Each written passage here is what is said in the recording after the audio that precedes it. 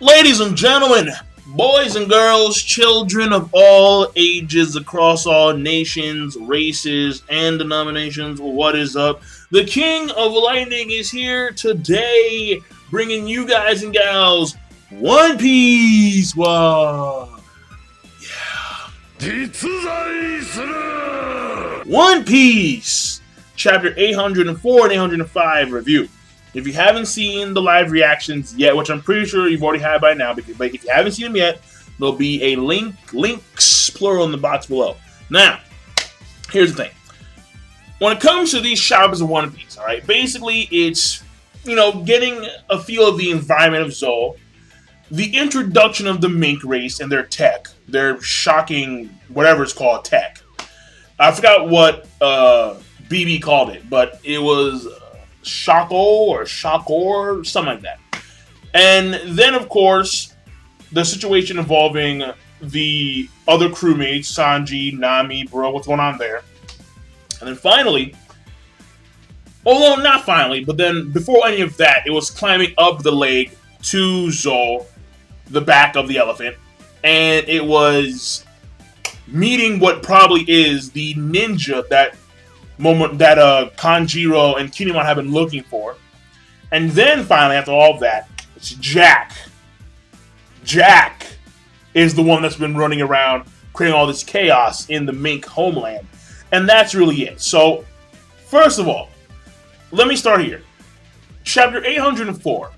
That monkey definitely is Raizo, or whatever he's called. Because when Kanjiro says, yes, indeed, the ninja Raizo says "T-T-T-T-T" when he runs around. So, first of all, why the fuck is the ninja just running around? I mean, it seems as if he was the way he was talking about Raizo. It seemed like he was talking about a pet. That's the way it seemed. Oh, he runs around and he just goes "T-T-T-T." One Piece maybe is that weird to where you have some grown-ass fucking man with some ninja getup running around going "T-T-T-T." But no. Odds are it's the fucking monkey. And why the top hat and the setup and the getup, I have no idea.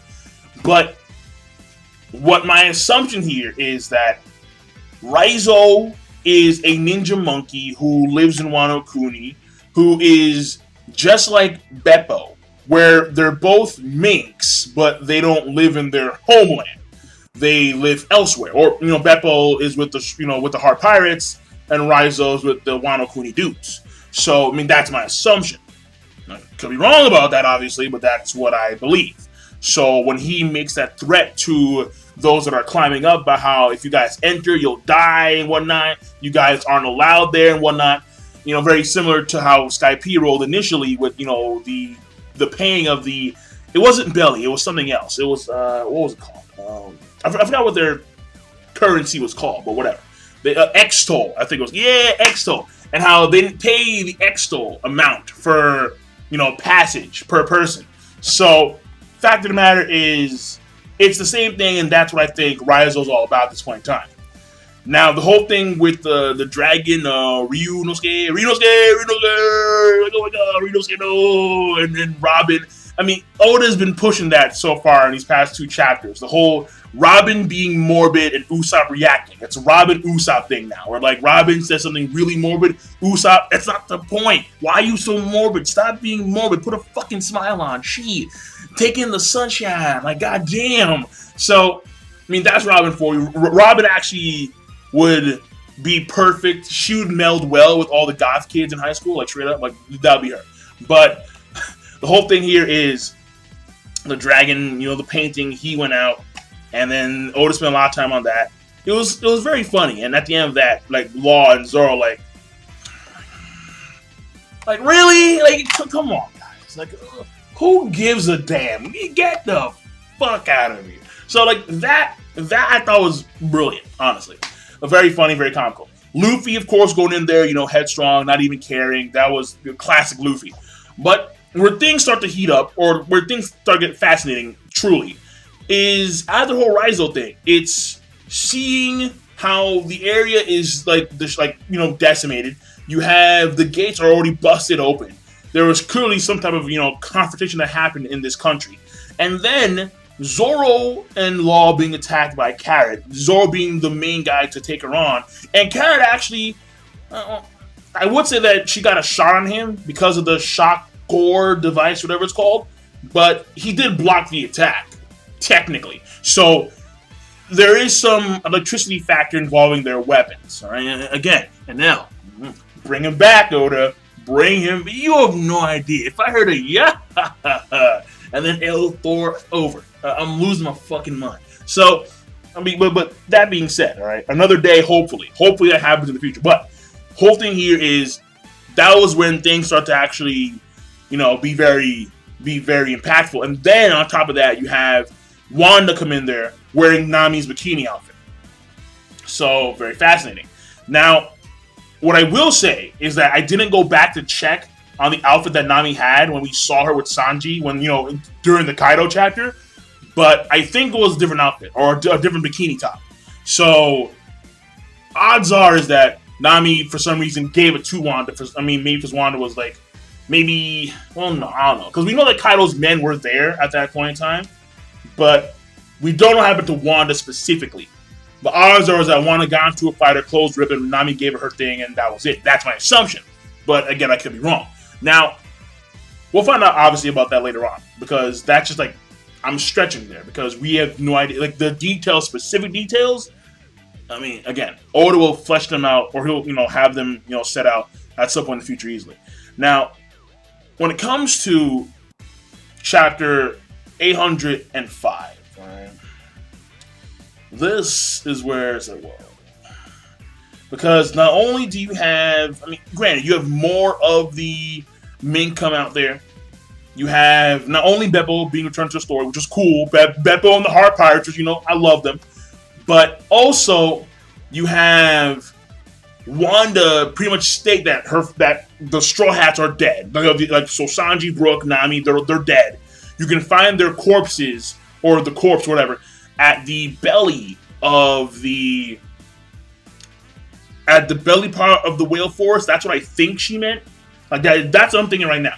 Like it's the belly part of the of the whale forest, and basically it is Wanda meeting up with Luffy, and you have Robin and everyone else. Like they're still investigating the area, and they come to realize that all this chaos, this ruined country, became the way it is about a week or two ago. And the person that did it was Jack. Jack is getting some really good hype here. Like, oh shit, ruined country, it was Jack. It was Jack, beware of Jack. So when people were saying, back in Punk Hazard, when folks were saying, keep an eye out on Jack, for a damn good reason. And it ends off with, Rudy and BB being, thwarted by their comrades. Here is a fluttery thing. Here's some bananas. Then some other dude, some like saber-toothed tiger dude, I think, just in the background watching. He calls them out. She says Pedro. So I guess the guy's called Pedro. Luffy's being scoped out. Didn't even know, apparently, because he didn't use his hockey, I guess, which to me, I'm like, shouldn't it always be there? I don't know. He's not Rayleigh, all right? He's not rocking that. Like, if Rayleigh would have been like, I know what's going on in this country before I even step foot in it. I'm good. But Luffy, he's not a master of armored hockey or observation hockey, or for that matter, King's hockey. He's not a master. So one day he'll be there, but not today. And it ends off with Wanda taking them. And also, wait, before I go any further, they did mention how the moon has a factor in this. How you're lucky that the moon is not out. Which I think means, probably, that there are some nocturnal mink. And it's, I think, common knowledge that a lot of these species that are nocturnal are very, very dangerous. So right now, it's daytime. You have carrots. You have rabbits, and then you have dogs. Ooh. And, granted, you have, gorillas, and you have a bull. When it's nighttime, that's when you have, like, the heavy hitters. That's when you have, like the owls, I guess, various types of felines, panthers. Night is when the big boys come out to play. And it ends up with Wanda taking Luffy over to the corpses of her friends. So, 2 things before I go. Number 1 is the corpse thing involving, Luffy's friends and whatnot. I think Oda is going to turn this into a gag, and how the corpse thing is just Brook. Like, that's what I'm thinking. Because, because Brook's a skeleton, so they can say, oh my god, the Straw Hats died. Like, Jack is so powerful where this guy immediately became a corpse, or a skeleton. And it's Brook. Just, yo, he's gonna come out like the biggest fucking troll with like a 15-foot mouth wide thing going on. And that'll be it. So, like, that's what I'm thinking. Because anything else involving that, maybe she thought that they died in some incident because, Jack was doing some crazy shit. But wound up being the case where, they didn't, they're not dead, obviously, but something happened.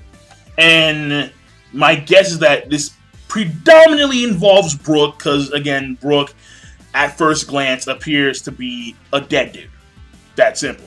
So, we'll see how that pans out later on. And then, when it comes to Jack, this is where I think we need to keep in mind a few things that I think are going to be quintessential in the future, because it involves Kaido, and Kaido being, one of the Yonko. So, we know that Jack, he's, going around doing some intense stuff. We know that he was one of the underground brokers there watching, well, not him specifically, but we know that Jack's men were watching the underground broker thing going on with Caesar Clown and whatnot. And then, we know that Jack was scoping out the prison ship for Flamingo.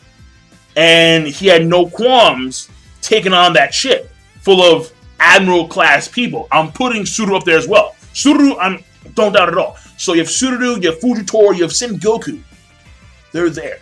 And Jack's like, yeah, let's go. Who the hell do you think I am? Like, on some communist shit. Who the hell do you think I am? All right, Jack. Okay, buddy. Okay. And now, Jack apparently destroyed or ruined this country a week or so ago. And as far as we know, he was relatively fine. Like, yeah, well, country destroyed, done. I'm out of here. Gotta go take care of some other shit. Like, bro. So, here's what I'm thinking. I'm thinking more or less that Jack is the person that actually runs most of Kaido's operations. Because Kaido, if he wants to kill himself truly, why would Kaido be concerned about worldly operations when his goal is to die? And I think more or less it's probably the people who follow Kaido, who organize all of Kaido's activities and, how they manage Kaido's infrastructure. It's not Kaido himself, it's his boys. Now, granted, he may have Kaido has his favorite spots, like that one island with the meadow mountains and whatnot. But still, to say that Kaido would go take it over himself, I'm not too sure. Again, he just wants to die. So why not just have Jack do it? Like, Jack says, "Oh, boss, you like this country? I'll take it over for you." End of story. Some shit like that. So, that's what I think is happening, honestly. And even though Jack himself appears to be a fucking madman, there could be other top-tier zones within his crew that, if you want to die, why even bother having a crew in the first place? You see what I'm saying? So, I'll keep it simple. Overall, I think that Kaido does not take a huge role in the workings, in the management of his crew. He wants to either create war so he can die, or he just wants to die in general. But him managing a crew, him managing, taking over countries and destroying countries, that's probably not what he's about. That's probably what his crewmates do for him. So, I think I'm done with that one. And those are my thoughts at the moment. We'll see later on. When it comes to Jack specifically, what Jack's about, that's what I really want to, find out. Like, how high up the food chain is Jack, number one. When it comes to Kaido's crew, number two, when it comes to, like, management, like, how much of a role does he play?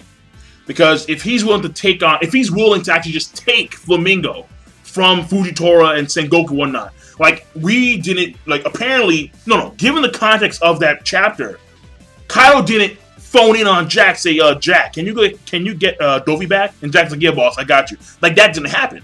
Jack said, fuck it, I'm just gonna go. What happened at Captain's orders? So, it's fascinating, but just keep that in mind, all right? And I think I'm done.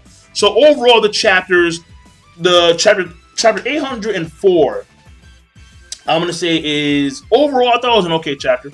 Nothing too spectacular, with the exception of seeing just like the area itself. That was the main thing here. Seeing the area itself and seeing the mink. So I'm gonna give that an okay plus.